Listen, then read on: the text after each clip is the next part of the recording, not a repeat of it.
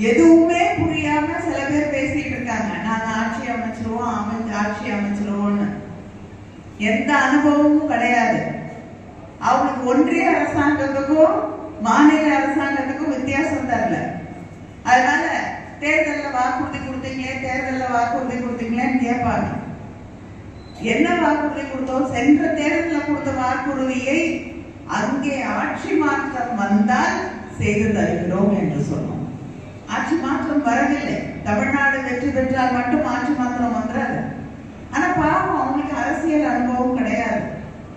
இன்னைக்கு திடீர்னு வந்து அரசியலை குறிச்சவங்களுக்கு அதை பத்தி எது மாநில ஆட்சி எது ஒன்றியத்தில் இருக்கக்கூடிய ஆட்சின்ற வித்தியாசம் கூட தெரியாம கேள்வி எல்லாம் கேட்டுட்டு இருப்பாங்க.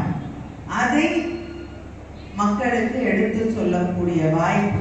ஏன்னா இத்தனை நெருக்கடியும் தாண்டி தமிழ்நாட்டுக்கு குரல் கொடுக்க வேண்டும் என்றால், போராட வேண்டும் என்றால் அனுபவம் இருக்கணும். நம்முடைய முதலமைச்சரை போன்ற ஒரு நீண்ட அனுபவம் இருக்கக்கூடிய ஒரு முதலமைச்சர் தமிழ்நாட்டிற்கு வேண்டும் என்பதை மக்களுக்கு எடுத்து சொல்லக்கூடிய ஒரு வாய்ப்பாக இந்த வாய்ப்பை நாம் பயன்படுத்திக்